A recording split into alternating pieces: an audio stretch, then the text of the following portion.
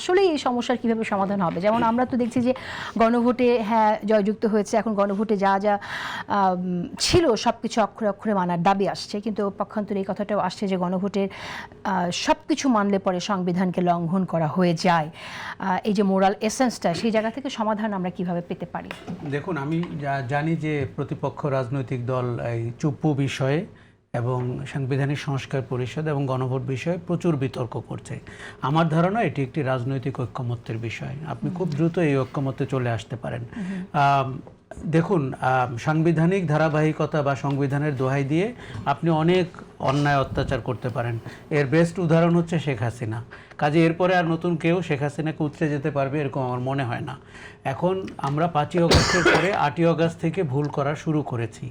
ওই সময় চুপ্পুর অধীনে আমরা শপথ নিয়েছি এবং সংবিধানকে রহিত না করে আমরা যে কর্মটি করেছি, কাণ্ডটি করেছি, ওই সময় যারা আইন পরামর্শদাতা ছিলেন তারা এই ভুলটা সূচনা করেছেন। আজকে পর্যন্ত আমরা তার খেসারত দিচ্ছি।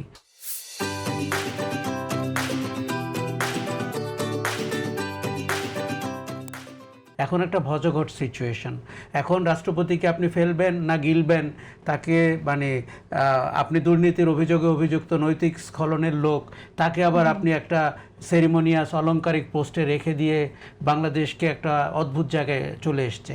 এখন আমার মনে হয় যে দেখুন সংসদটি কিভাবে গঠিত হলো। একজন সদস্য সভাপতিত্ব করলেন, স্পিকার হলো, ডেপুটি স্পিকার হলো। তার মানে আপনার সৃজনশীল সমাধান ব্যাপকভাবে রয়েছে। আমরা ওই সৃজনশীল সমাধান 5ই অগস্টেও করতে পারতাম, 8ই অগস্টেও করতে পারতাম, আমরা করিনি।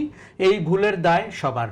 আজকে বিএনপি, জামাত, এনসিপি যারা উচ্চবাচ্য করছে, শুধুমাত্র কেউ সরকারে গেছে কেউ বিরোধী দলে আছে বলে তাদের কারো কারো কণ্ঠ একটু বেশি উচ্চকিত, কোনো সুযোগ নাই।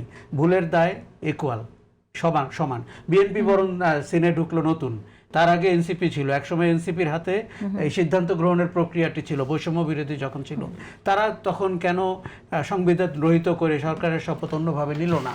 কাজেই আমাদের সমস্ত ভুলের পরিণতি কিন্তু আজকের দিনের ঘটনাটি। এখন আমাদেরকে স্বীকার করতে হবে যে যা ভুল করেছে। দেখুন, রাজনীতিতে সত্য কথা বলার রীতি নাই, উল্টো কুতর্ক করার রীতি রয়েছে। এখন বিএনপিকে বেকায়দায় ফেলতে পারলে এনসিপি জামাতের জন্য একটা বড় অর্জন হবে এবং সেক্ষেত্রে চুপ্পু একটি বড় ট্রাম্প কার্ড তাদের কাছে, চুপ্পু একটি বড় ট্রাম্প কার্ড। এখন বিএনপিকেও আমার কি ধারণা জানেন, চুপ্পু ইস্যুতে কেউ চুপ্পুর পক্ষে নাই, বিএনপিও নাই, কিন্তু বিএনপিও তার রাজনীতিটি করতে চাচ্ছে। কারণ বিএনপি হঠাৎ করে এনসিপি জামাতের রাজনীতি করতে শুরু করবে না তো। কাজেই আমার মনে হয় বিএনপিকে একটি সৃজনশীল সমাধান আনতে হবে। আপনি কিন্তু ইমপিচ করতে পারেন, আপনি তাকে, আর চুপ্পুর কোনো আত্মসম্মান থাকলে সে নিজেও বলতে চাই এখানে